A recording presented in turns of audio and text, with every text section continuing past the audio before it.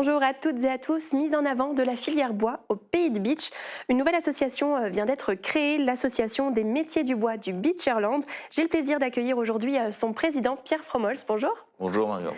Et vous êtes aux côtés de Serge Weil, vice-président de la communauté du commune du Pays de Beach. Bonjour. Bonjour à vous. Merci à tous les deux d'être avec nous aujourd'hui.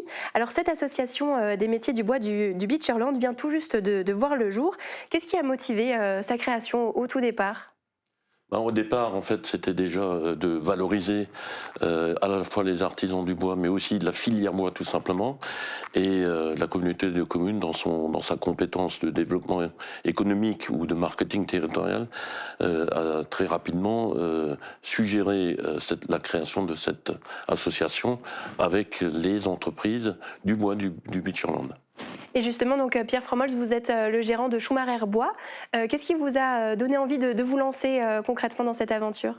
Alors effectivement, ça fait quelques années que ça me trottait dans la tête, et donc en relation avec Pierre Schaeffer de la Fédération du bâtiment, dont je fais partie également, et donc la communauté de communes qui très vite a accepté notre proposition et qui nous soutient aussi bien logistiquement et depuis peu financièrement, et je les remercie encore. On a décidé de créer cette association. Il y a deux grands axes. Le premier, c'est de faire découvrir ou redécouvrir la filière bois du Pays Beach. Mais je dirais l'axe le plus important, c'est la formation. C'est la formation parce qu'effectivement, aujourd'hui, on a sur le Pays Beach aucune formation qui est vraiment dédiée au bois. C'est dommage, mais je pense qu'on y reviendra. On va en rediscuter plus longuement tout à l'heure de l'aspect formation pour la jeunesse. Du côté de la CCPB, pourquoi c'était si important de mettre cette filière en particulier en valeur ? Cette filière en particulier, alors je parle aussi en tant que vice-président du parc naturel régional des Vosges du Nord. Le parc naturel régional des Vosges du Nord, c'est 85 000 hectares de forêt. Donc évidemment que c'est une matière première à la fois pour le tourisme, évidemment, mais aussi et principalement pour l'industrie ou l'artisanat du bois. Et donc il est normal que dans son rôle, dans sa compétence, la communauté des communes, un petit peu comme ça a été le cas avec le verre et le cristal, mettent en avant cette production, cette filière pour la montrer au plus grand nombre et aussi pour intéresser le plus de jeunes possible à cette filière. Et justement, quel est le potentiel en termes de ressources dans le Pays de Beach ? Alors le Pays Beach, en quelques chiffres, c'est 40 000 hectares de forêt. Ça représente 2/3 de sa surface. C'est 35 entreprises qui concernent des menuisiers, des charpentiers et des scieurs. Et c'est 25 millions d'euros de chiffre d'affaires, 200 employés. Et l'objectif, c'est aussi de mettre en avant justement le savoir-faire des artisans du Pays de Beach. Est-ce que c'est une manière de leur redonner de la visibilité ? Oui, donc on est présent depuis très longtemps. Je citais encore dernièrement un scieur local qui a sa 5e génération, donc qui a été créé dans les années 1800.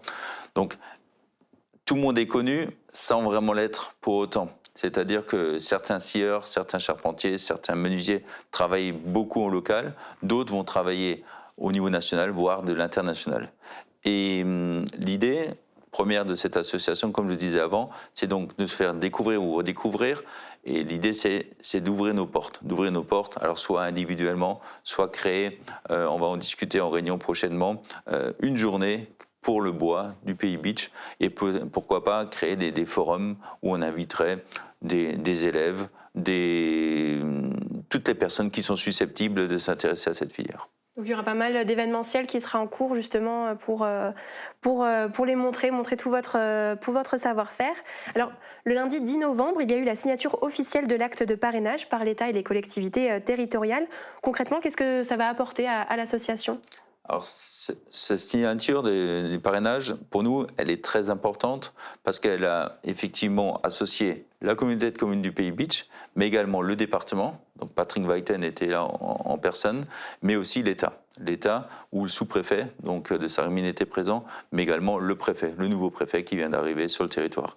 Donc, pour nous, c'est une visibilité en plus. Alors, c'est super parce que ça a été fait en plus le jour du dévoilement de la nouvelle boule. Donc, toutes les caméras étaient là, les journaux aussi, et je les remercie. Et ça nous a permis de super bien démarrer cette association.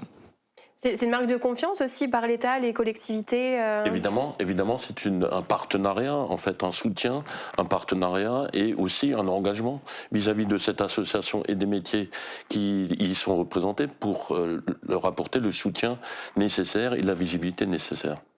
Et vous l'avez évoqué tout à l'heure, l'autre objectif très important de l'association, c'est la formation, tournée notamment vers les jeunes. Quels sont les besoins que vous avez identifiés? Donc justement, c'est vraiment l'axe pour moi le plus important. Alors, je l'ai expliqué récemment à un de vos confrères la semaine dernière, c'est-à-dire que je prends l'exemple des restaurateurs. Les restaurateurs, ils étaient ouverts 6 jours, 7 jours sur 7. On pouvait y aller manger un peu quand on voulait. Et au fur et à mesure du temps, on s'est rendu compte qu'ils ouvraient plus que 5, puis plus que 4, et des fois même 3 jours. Alors on se demandait, ils avaient moins de clientèle. Mais ce n'était pas du tout ça. Le problème, c'est qu'ils n'avaient plus la possibilité de recruter un cuisinier, des serveurs. Alors ils réduisaient, mais le loyer restait le même. Donc à un moment donné, la rentabilité diminuait. Et pour l'instant, je vous l'avoue, on n'a pas ce problème. On a ce même avantage qu'ont les restaurateurs, c'est qu'on a tous du travail et on a pour l'instant encore du personnel. Mais l'idée, c'est qu'il ne nous arrive pas la même chose. Et pour qu'il ne nous arrive pas la même chose, c'est maintenant qu'on doit travailler sur la formation à travers, alors bien sûr, on va commencer par des CAP, des BEP, des Bac Pro, des BP, mais très rapidement, il faudra trouver un système de partenariat avec des BTS, avec, pourquoi pas, des diplômes d'ingénieurs. Et ça, on veut travailler sur 2 axes. Le premier axe, c'est l'apprentissage, qui a le vent en poupe, où l'État a beaucoup poussé donc, les futurs travailleurs à passer par l'apprentissage, comme il se fait déjà depuis très longtemps en Allemagne, mais ne pas faire que d'apprentissage, faire aussi de la formation continue, parce qu'il y en a certains qui ne voudront jamais faire d'apprentissage, et ce n'est pas un souci. On ouvrait les 2 possibilités. Alors à travers, d'un côté, encore une fois, la Fédération du bâtiment, Pierre Schaeffer, qui a cette double casquette d'être président de la Fédération du bâtiment, mais aussi du CFA, de Montigny-les-Metz et également de Sarreguemines. Sarreguemines, c'est par exemple, c'était déjà 2 millions d'investissements qu'ils ont fait il y a quelques années, et là, ils ont signé, ils ont démarré les travaux pour 3 millions d'euros supplémentaires. Donc la Fédération du bâtiment, à travers les CFA, ils ont une puissance considérable, mais ils ont aussi cette nécessité, comme une entreprise, de rentabilité.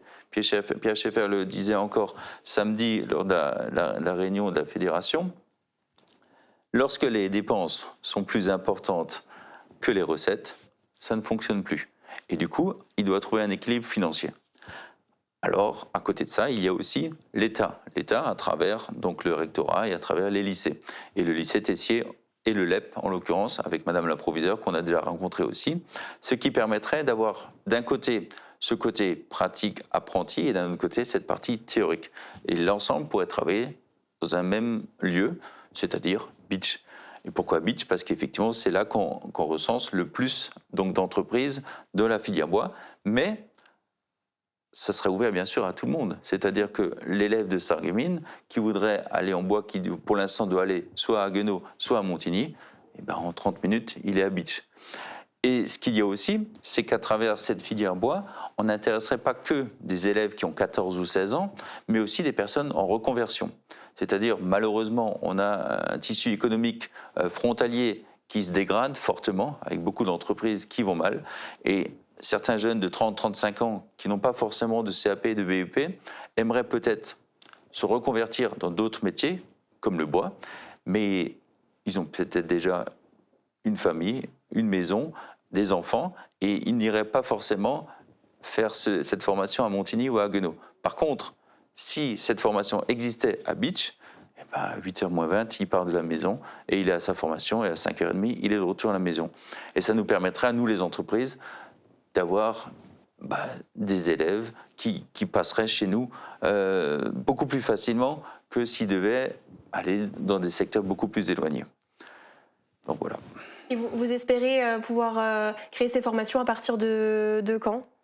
Alors, c'est peut-être un petit peu trop optimiste, mais pour moi, l'idée, c'est qu'en septembre 2026, une formation puisse déjà être en place à Beach, donc au lycée. Ok, on suivra ça avec attention. Pour la CCPB, ça permet aussi de garder un petit peu la jeunesse au Pays de Beach, d'avoir les formations directement sur place. Parce que s'ils font une formation peut-être plus loin, ils risqueraient aussi de partir.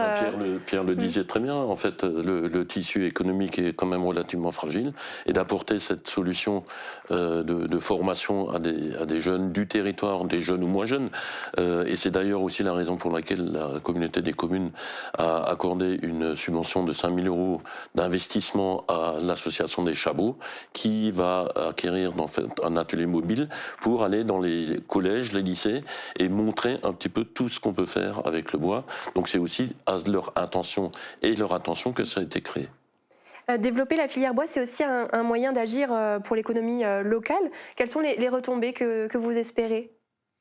Ben, effectivement, nous, l'idée, c'est de travailler sur les circuits courts. C'est-à-dire que le fait que justement, on ait une quantité de bois très importante au Pays Beach, on l'entend depuis des années que ce bois, c'est 4000 grumiers quand même par an qui partent chaque année du Pays Beach. Le gros problème, c'est qu'une partie très infime de cette grande quantité de bois est travaillée dans le Pays Beach. Bien souvent, elle part directement en Chine. Et elle nous revient, bien sûr, mais la valeur ajoutée n'est pas chez nous. Donc l'idée, c'est que cette matière première qu'on a au Pays Beach puisse être transformée au Pays Beach par des scieurs, par des charpentiers, par des menuisiers. Et après, bien sûr, qu'on puisse travailler en local, mais aussi, comme ça se fait déjà aujourd'hui, au niveau national et voire l'international. Donc ça vient de chez nous et ça part partout ailleurs par la suite, mais avec une forte valeur ajoutée. Et non pas juste un bout de bois qui arrive en Chine et qui revient avec du parquet chez nous, pas cher du tout.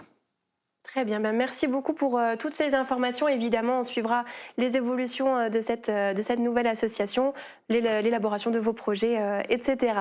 Merci d'avoir été avec nous. Merci à vous. Merci à vous. Et très bonne journée à tous.